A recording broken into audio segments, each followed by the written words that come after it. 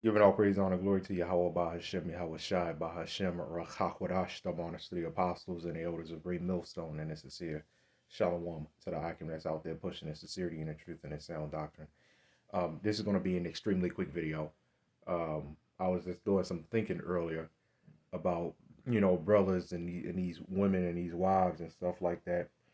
You know, there's only, and I'm just kind of backing off what, the Elder Carthers Abba hit here in Baltimore. Um, and certain, most elders have been saying, apostles most definitely, have been saying about, brothers and these wives and these women. The thing is, man, they will not fully respect you until we get our power back. There's only but so much you can tell these women, man. Okay? And Jake too, men too. You know what I'm saying? There's only but so much you can tell them, man. You know what I'm saying? You could try to, you know, pull scriptures and do whatever it is you can do to the extent of your power. But at the end of the day, man, you got to know that there's only but so much you can do. Why? Because things have to happen. See, nothing is happening right now. So these women, they don't fully respect you. They don't fear you. Okay, that's just what it is, and it ain't going to happen. It's not fully going to happen until these things come to pass.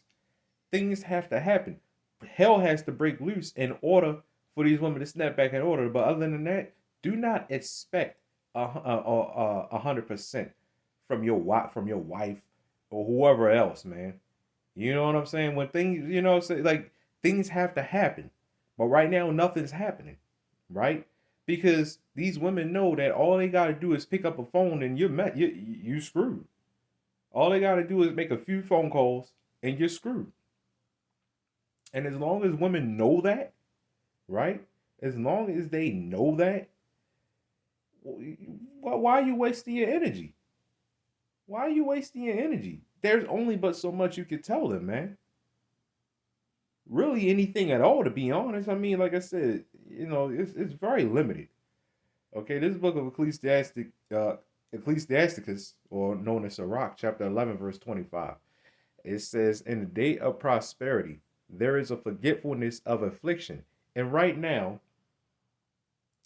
people are in the days of prosperity. You know, they can pick, like I said, they can pick up a phone and you're screwed, right?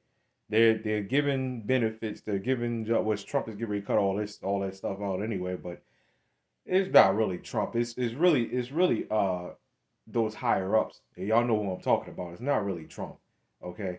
Because Trump has a limited amount of power. He doesn't. If he gets out of control, they're gonna do him just like Diddy, right? And just like everybody else, Nick Cannon, right? Everybody else that got out of pocket, right? They gonna snap Trump right back in order, and they do it fast too.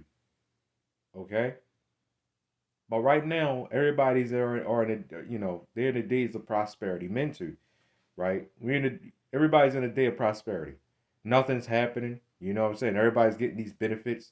This is why everybody's having a fit about Trump telling federal workers, get yourself back into office, right? Go back into the office. Stop sitting at home and you know, uh, uh you're pretty much scamming the system, really. You have no idea how many scams and stuff that came off of that, right? That work at home stuff.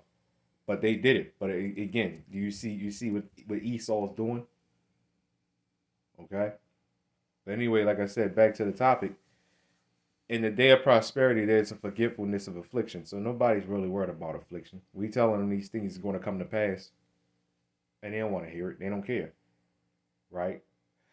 It says, "And in the day, so like, and in the day of affliction, there is no more remembrance of prosperity." So right, so what was get ready to come down, you know, down the wire pretty much is the day of affliction. That's what's getting ready to happen soon in the day of affliction, right? And there's going to be no more remembrance of prosperity. So let's get ready to flip. And in the day of affliction, if you notice, when women get older and broken down, that's especially when they get broken down and really, really sick, right? You notice their whole attitude. They like a whole different person.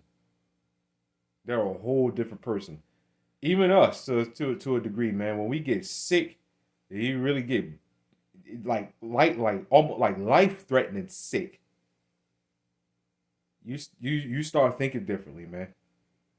Because when you were sick, you were in a day of affliction, and affliction brings you closer to spirituality. This is why the Lord has us go through a test and affliction, because it makes you pray harder.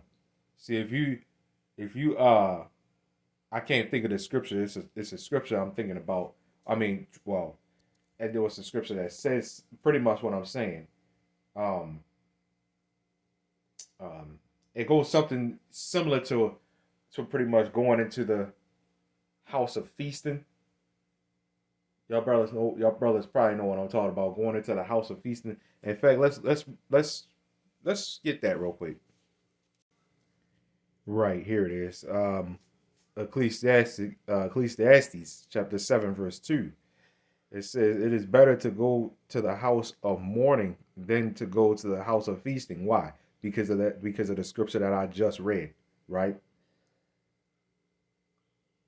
This is being said with a balance, because you gotta understand how these scriptures work and what time period too. Sometimes you gotta understand how these scriptures go. Is this talking about walking around with this dark cloud over your head? No. I mean, because we already naturally have that in this wicked society as it is. But no. All right. Going into the house of mourning is pretty much, you can precept this to Ezekiel 9. Okay, with sighing and crying for all the abominations that be done in the midst thereof. Because when the new covenant happens, we're not in the new covenant right now. When the new covenant happens, right? We're going to be in the house of feasting, because there's going to be no more mourning for us, man, in the new covenant, right? So it is better to go into the house of the house of mourning, than to go to the house of feasting, right? Because when you're feasting, you're not sober.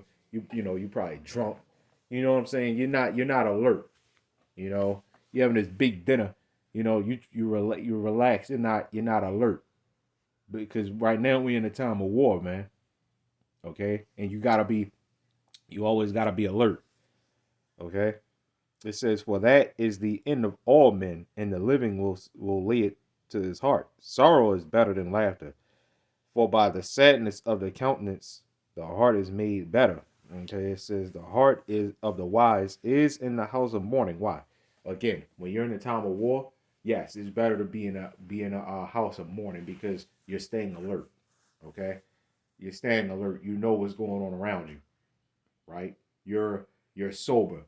You're vigilant, and you're not letting the adversary, the devil, as he's walking around like a roaring lion, seeking whom he may devour.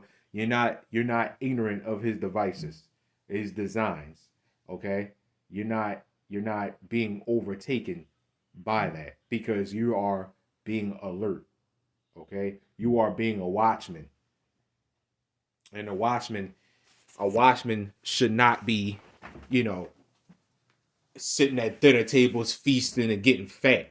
You know what I'm saying? So it says the heart of the wise is in the house of mourning. It says, but the heart of fools is in the house of mirth. And that goes into these women. Okay, right now they're in the house of mirth. This is why you can't tell them anything, man. Number one, your face is not on that money, so they damn sure ain't gonna respect you, right? Like I said, they know that they have power over you. So this is what it is. The super Israelite sister, right? Guess what? The system is still on their side too, right? And they know all they gotta do is pick up this phone. All I gotta do is pick up this phone, and this nigga is screwed. They know that. Every woman on this planet knows, or every woman in America knows that. Okay? And this is why you can't tell them but so much. It's only but so much you can do. So we're doing it. So I'm doing this video to tell Jake brothers, stop wasting your energy on a lot of these women, man. You know what I'm saying? Because we done seen Jake time and time again fall out just because of that. You putting your strength into him, man. Right? Just because of that. These demons roaming around, man, like crazy. Right? So stop putting your strength into these women, man, because it ain't going to work. It's just not going to work. You're trying to make something work, and it's just not going to. All right. So anyway, like